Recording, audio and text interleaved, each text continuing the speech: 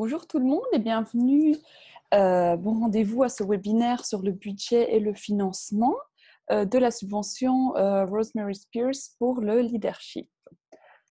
Alors, pour vous donner un peu un aperçu du webinaire aujourd'hui, donc nous allons parler un peu des lignes directrices qui sont liées aux dépenses pour vos projets, d'établir aussi comment établir votre budget et vous retrouver dans le processus de candidature. Aussi comment avoir des meilleures pratiques aussi pour suivre les dépenses tout au long de votre projet, quoi faire avec des dons en nature ou des demandes de partenariat. Je vous rappelle que ceci est le dernier tour ouvert pour le processus de candidature et que ce webinaire est aussi le troisième d'une série. Sur la droite, vous pouvez voir un peu les deux premiers webinaires qui étaient le processus de candidature et les projets dans les pratiques anti-oppressives, antiracistes et non partisanes. Aujourd'hui, nous allons traiter du budget financement et prochainement, nous verrons tout ce qui a trait à la gestion de projet. Donc, encore un petit rappel sur la subvention. Donc, cet appel est ouvert uniquement aux délégués des héritières du suffrage 2019. Chaque délégué, comme on l'a dit maintes fois, est admissible à une subvention de 1 000 $ pour un projet communautaire. Les activités du projet doivent être non partisanes, c'est un point très très important, et respecter le principe aussi clé de l'anti-oppression et de l'antiracisme. On l'a déjà dit, mais c'est toujours bien de le répéter, jusqu'à 5 personnes peuvent travailler ensemble sur un projet et mettre en commun les fonds.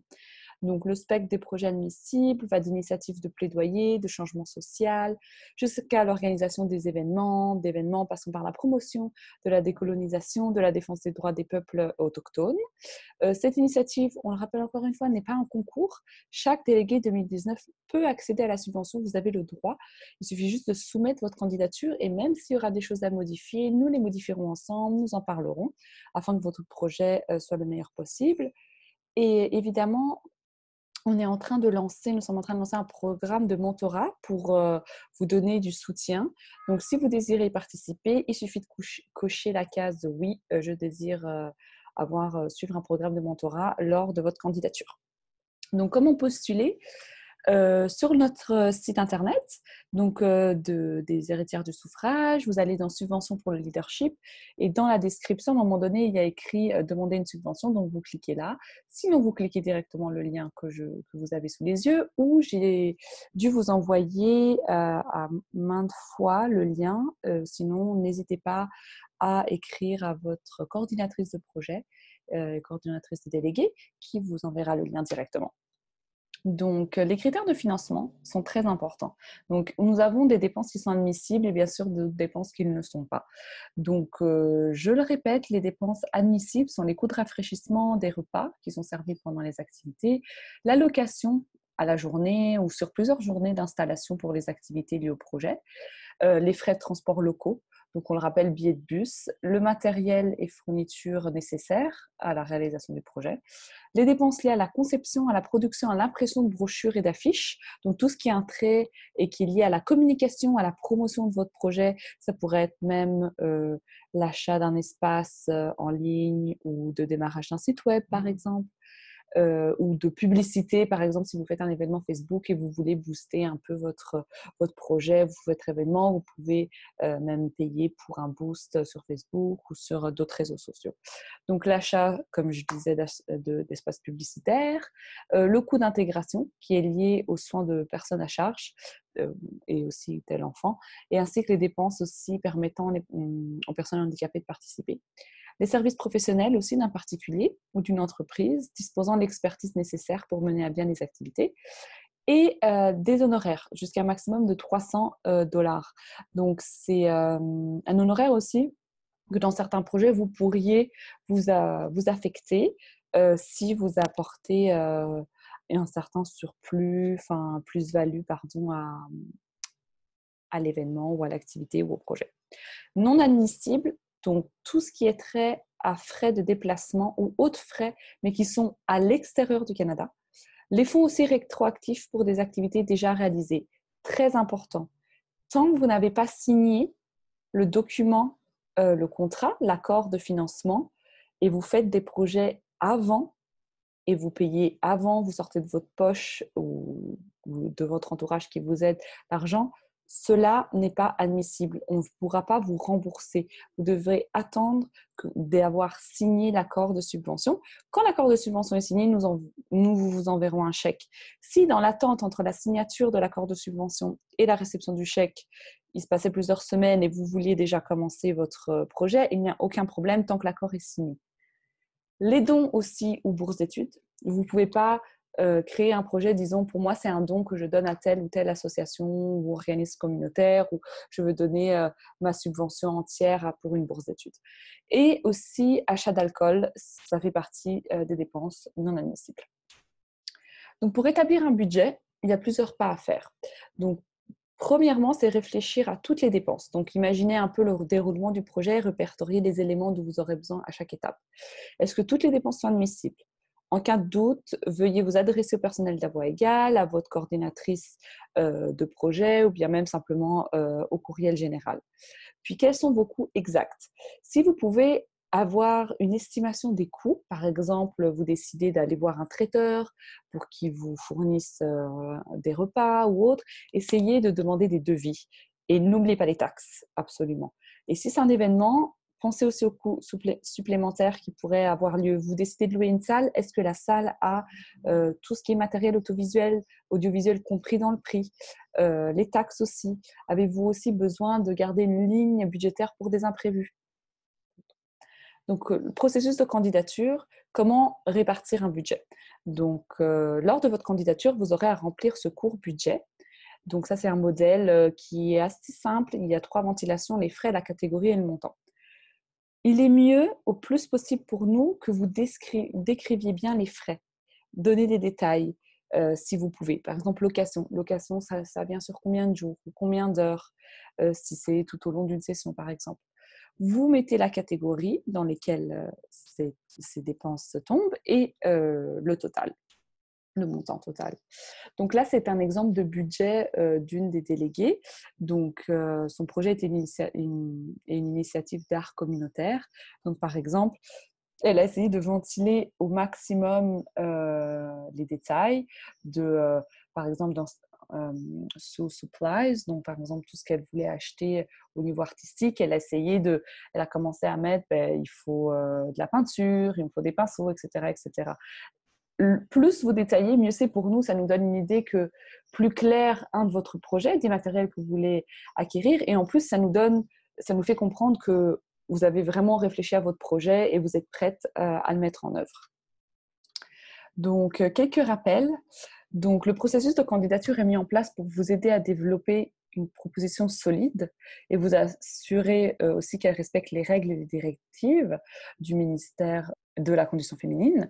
Et le budget de votre projet sera approuvé dans le cadre du processus de candidature de la subvention. Comme je disais, s'il y a des problèmes au niveau ou des modifications à faire au niveau des budgets, mettons, ce n'est pas la bonne catégorie, nous allons vous aider pour ça, absolument.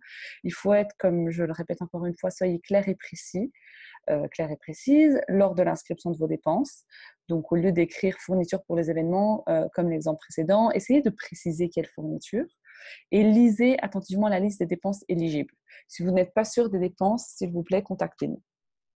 Pour ce qui est du processus de candidature pour les groupes, on le rappelle, tous les membres du groupe sont responsables du projet, y compris la gestion financière. Il y a une personne qui est désignée responsable à voix égale, parce que c'est la personne qui recevra tous les fonds de la subvention et qui est chargée de soumettre tous les documents à la fin du projet. Mais cela ne veut pas dire que cette personne doit être seule et doit mener seule le projet. Tout le monde est responsable parce que tout le monde va devoir signer un accord financier. Les groupes aussi sont encouragés à désigner une personne responsable du suivi des recettes, donc de toutes les factures, des reçus, tout au long du projet pour que ça n'arrive pas finalement qu'une personne ait fait un achat, une autre un autre et on ne sait plus où sont passés les reçus et les factures. C'est bien que vous ayez, mettons, un dossier où il y a une personne qui est responsable de tout ça.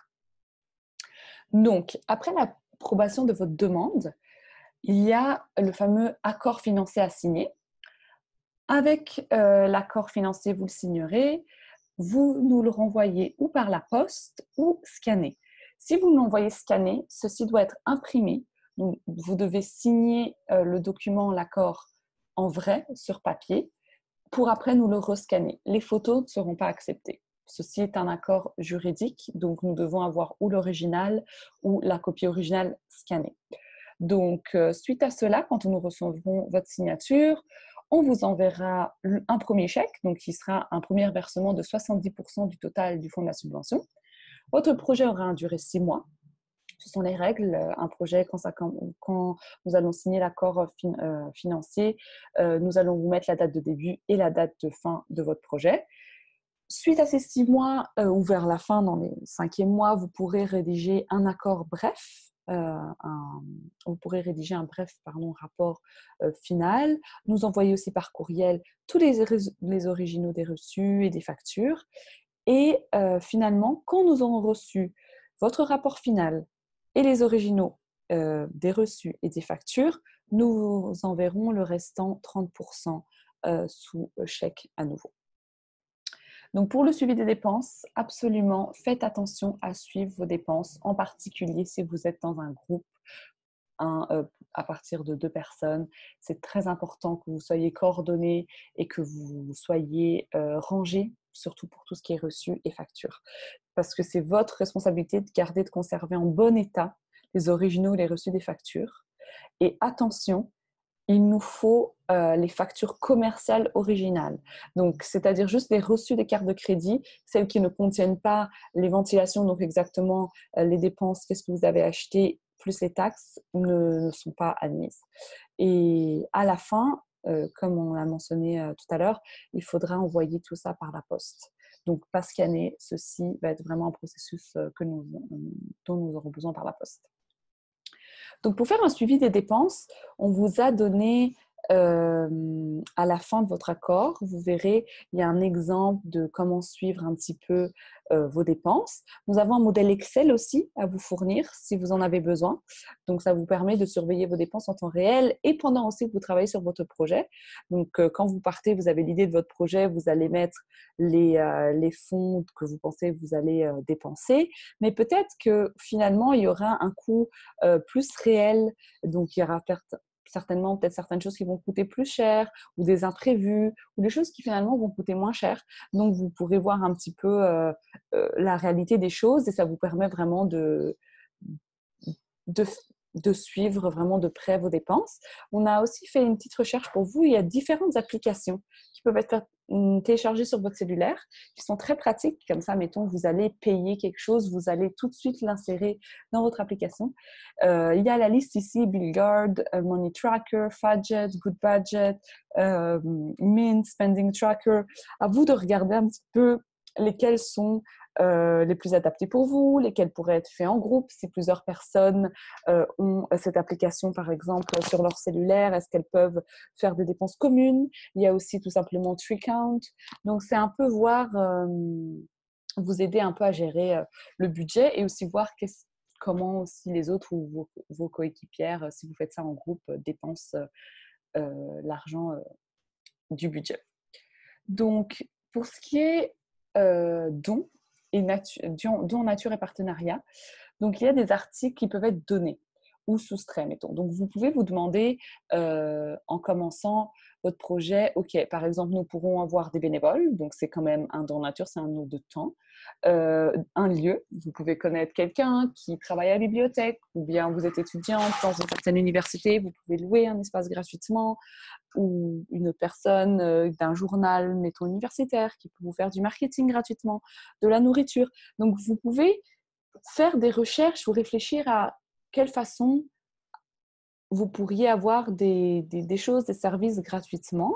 Donc, certains lieux aussi, par exemple, qui ne soient pas forcément des lieux communautaires ou des bibliothèques, pourront aussi, par exemple, certains magasins préféreront travailler avec votre événement et promouvoir aussi leur réputation.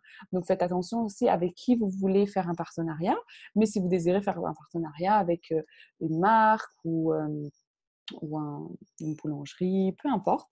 Voir aussi qu'est-ce qu'ils demandent en échange. Est-ce que c'est juste pour eux simplement en fait de se faire du marketing gratuitement, mais ça peut vous arranger si, mettons, ils fournissent des sandwichs ou avoir ça et à faire des recherches selon le lieu où vous habitez.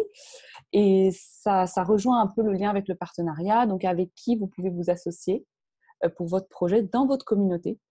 Les partenaires peuvent vous aider à planifier, à promouvoir votre projet. En particulier, ce sont des partenaires qui connaissent le sujet. Ils ont également des compétences et des services qui peuvent vous apporter, comme je le disais tout à l'heure, des organisations féminines locales, des bibliothèques, centres communautaires, culturels et bien d'autres. Donc, certains conseils qu'on aimerait vous donner concernant les cadeaux en nature et les partenariats.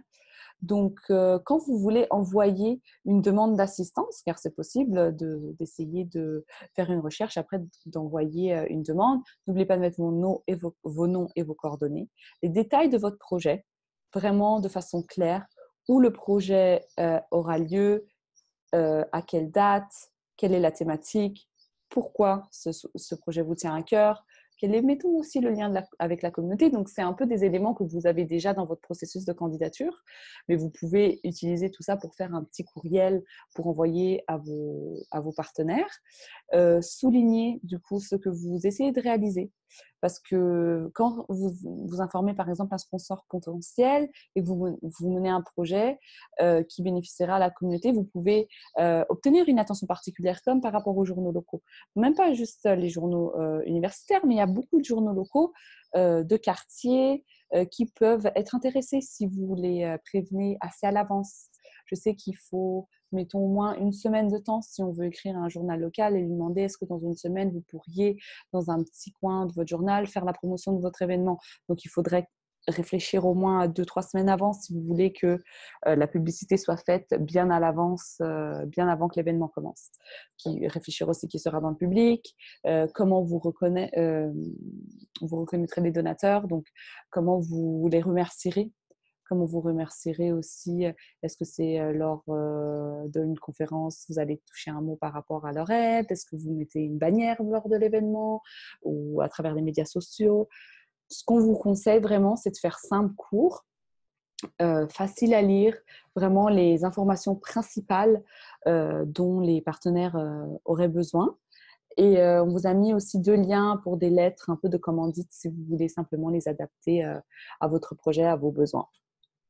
Donc, sur le site et même en général, nous avons reçu plusieurs questions. Donc, comme par exemple, qu'est-ce qui se passe si on dépense moins de fonds de subvention? Donc, tous les fonds de subvention non utilisés dans les 6 mois doivent être retournés à voie égale. Donc, le financement est destiné à vos projets, à votre leadership. Nous vous encourageons vraiment à saisir cette opportunité et à la dépenser autant que vous pouvez. Les $1 000 pour une personne, 2 000, 3 000, 4 000 ou 5 000 maximum selon la grandeur du groupe. Qu'est-ce qui se passe si vous dépensez plus, au contraire? Donc, plus que les fonds de subvention qui sont admis. Donc, vous êtes, premièrement, je le rappelle, responsable de la gestion financière de vos fonds. Donc, cela comprend un suivi minutieux, attentif des dépenses tout au long de votre projet. Cependant, nous reconnaissons aussi qu'il des fois, il peut y avoir des oublis et des erreurs qui peuvent se produire. Si vous dépensez trop, veuillez contacter le personnel d'À Voix Égale ou votre coordinatrice de projet, coordinatrice de délégués, ou sur le courriel direct général d'À Voix Égale. On pourra discuter avec vous des différentes options. Quand votre projet est approuvé, est-ce que vous pouvez changer votre budget?